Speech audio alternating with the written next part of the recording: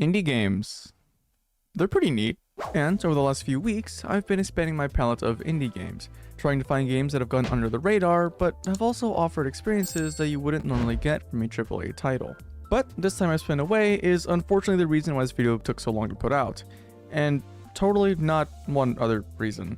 But today, I want to take a look at 9 indie games that could honestly use some more love, with some of these games feeling my ever-growing gambling addiction, and others making my anxiety issues 10 times worse. So, without further delay, let's jump right into it. Have you ever looked at Balatro and thought, hey, this game's pretty cool, but you know what it needs? A store.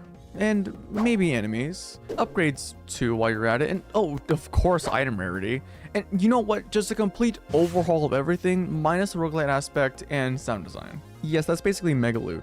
Developed by Exhilarate, Megaloot is an inventory management roguelike game that is honestly addictive to play. With the best way I can describe it being that it's like if you mix the simple and addictive nature of Balatro with a dungeon crawler where you defeat waves of enemies. Alright, I'll stop comparing this game to Balatro for now, but dumb comparisons aside, the main gameplay loop of Megaloot is fairly simple. You pick a character, select which upgrade you want from the shop, then fight whatever foe stands in your way, and then after that, the run resets and you do it all over again.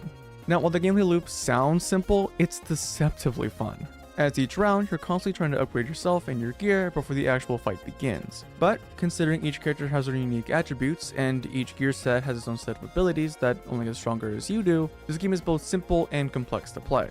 But Megaloot is one of those games that I don't really have too many issues with the only gripes I have being that the difficulty feels like it spikes a little too hard at times and that there's no way to auto battle. But honestly, these gripes don't harm the game too much nor take away from the main experience, so it's not really a major problem and more like a personal preference. So, if you're looking for a little breakaway from the Balatro-induced gambling addiction, Megaloot is definitely worth checking out. Star Fox is a franchise that, I'll be completely honest, deserves more love. And even though I've never played a single game in the series, I can't deny that the original charm of Star Fox is something that's always piqued my interest, which is why I was glad to discover Zodiac. Developed by MNKY, Zodiac is a Star Fox-inspired real shooter that can only really describe as classic Star Fox fun. Now, before I continue, I think it's best to clarify that Zodiac is a unique experience that is a lot of fun to play. And by comparing this game to Star Fox, I'm in no way saying that Zodiac is simply a Star Fox clone. But it's honestly a little hard for me to talk about this game without bringing up its predecessor. But anyway, the gameplay of Zodiac is surprisingly simple, with the gameplay consisting of you soaring through levels that are packed to the brim with challenging obstacles and enemies, only to be met with the boss at the end of each level. But unfortunately, that's where my gripes with Zodiac begin, as even the boss fights boast unique designs and attacks that are usually pretty fun to fight against, certain boss fights can feel pretty underwhelming to play, while others feel downright unfair.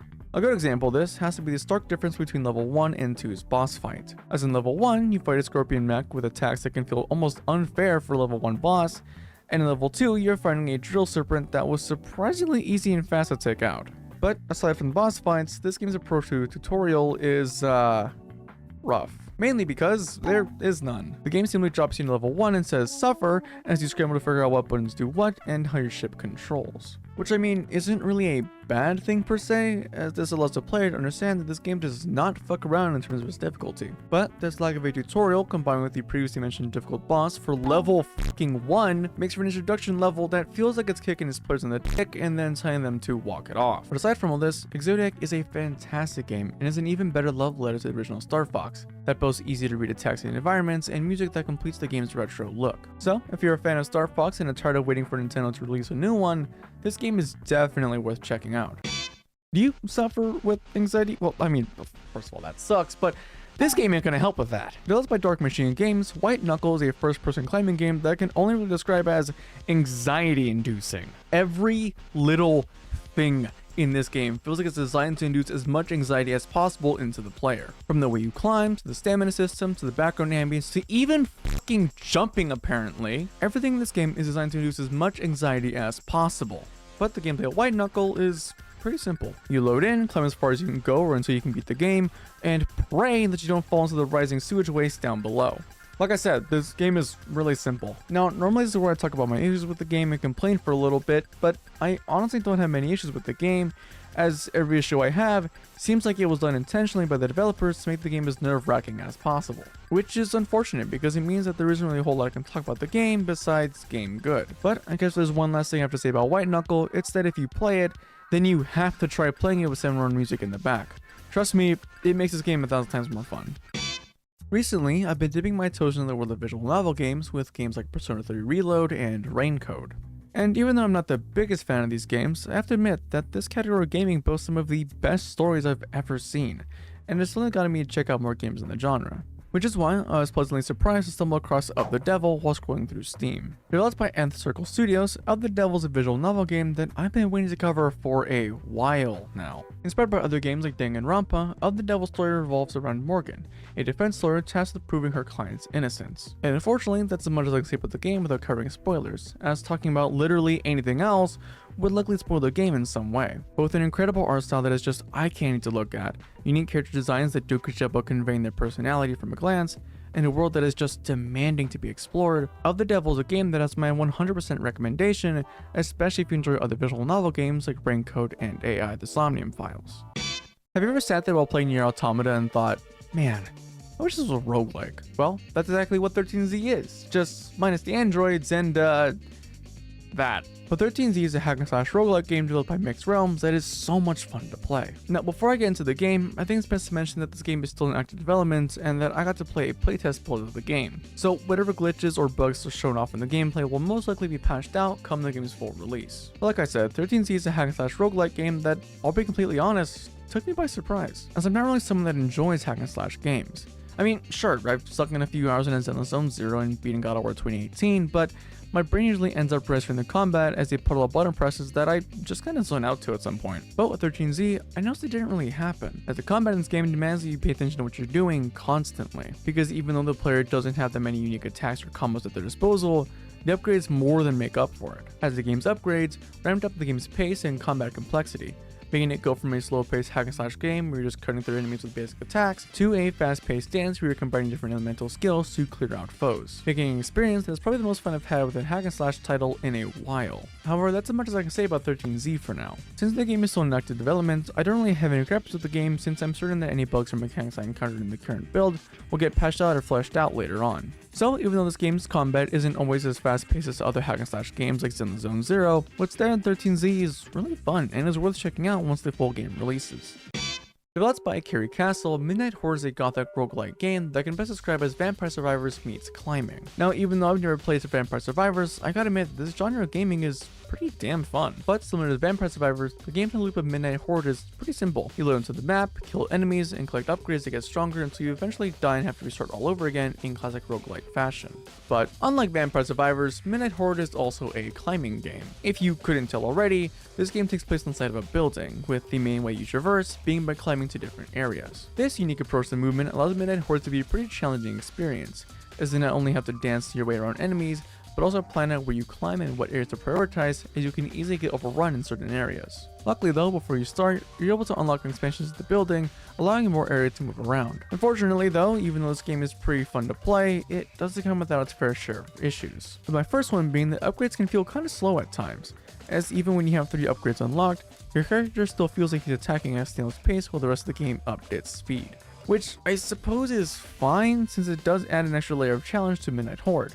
But it does also create a bit of a pacing issue at times, so I figured I'd point it out. But my only other issue with Midnight Horde has to be the movement. While the movement can feel pretty good at times, in certain areas of the game, noticeably when climbing on certain areas or surfaces, the movement can start to feel a little clunky, creating moments where you fall into danger because you slipped. But honestly, I don't think these are really big issues with the game, as picking upgrades carefully and being more aware of what surfaces you traverse on adds another layer of difficulty to the game that I can honestly welcome. But I'll be sure to revisit Midnight Horde when the full game comes out. Look, I don't really have a funny bit for this segment, so I just have one question. You ever want to beat the shit out of somebody? Developed by Team Crucible, Raw Metal is nothing but just raw absolute fun. Now, if I had to describe what this game is, I say that it's best described as a combination of the stealth from Dishonored with the challenging and strategic combat from Sifu. While the gameplay of Raw Metal mostly consists of you sneaking around levels and scavenge items and materials, it's really the combat where this game shines. I mentioned earlier that the combat is comparable to other games like Sifu, and yeah, I wasn't kidding. With the ability to parry, dodge, punch, and kick, the combat of Raw Metal makes the player go from a scavenger to an absolute unit. As even though combat has a bit of a learning curve to it, once you're able to master it, god damn does this game feel good. Sorry, I'll stop talking about the combat for now, but truly, this game's combat is amazing and offers a unique spin to most stealth games. But honestly, Raw Metal is just one of those games that I can confidently say I have no issues with. So please, if what you've seen in this game so far has piqued your interest at all, then please, I am begging you to go play Raw Metal. Lately, I've honestly been missing Pikmin. I know that's weird to say considering it feels like Pikmin 4 released not so long ago, but I honestly miss playing a game where the main aspect of it consisted of me micromanaging my cute little guys in a harsh world designed to bring nothing but pain. Which is why I'm honestly happy that Worship exists. Developed by Chasing Rats, Worship is a Pikmin-inspired roguelike that is deceptively fun. Well, the best way I can describe this game is that it's like if you combine Pikmin with Cult of the Lamb. That comparison alone isn't doing the game justice, as this game is pretty damn challenging, asking its players to not only grow their cult's domain and power, but to take on enemies that you need to plan your attack on strategically, lest you game over.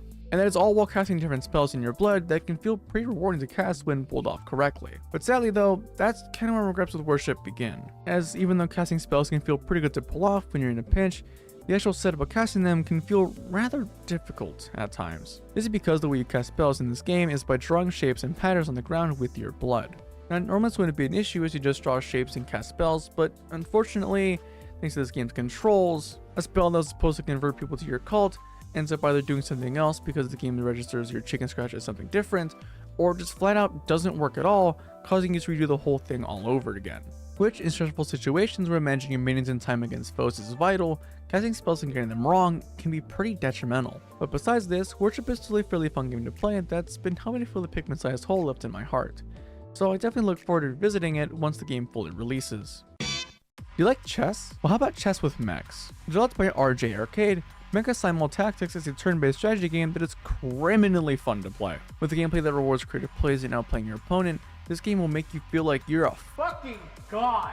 That or a pea-brained idiot. But the main gameplay in Mecha Sim consists of you dropping into the battlefield against other players and planning out your attacks, making you engage in what feels like a never-ending fight until you come out on top as the victor. And trust me, I love to go into every little facet of this game has to offer, but if I did, I think I'd honestly be here for a while just listing off the different ways you can engage other players in this game. God, I haven't mentioned this game is still in its alpha stage, and the devs are hard at work making even more content for this game. But honestly, if there's any game you're thinking of checking out after this video, it has to be Mecha SImultactics. But there you have it, another batch of minigames that you definitely need to check out. As usual, I'll leave a link to all the games down in the description for those interested. But for now, I hope you subscribe if you enjoyed the video, and feel free to let me know of any games I should cover next. Bye!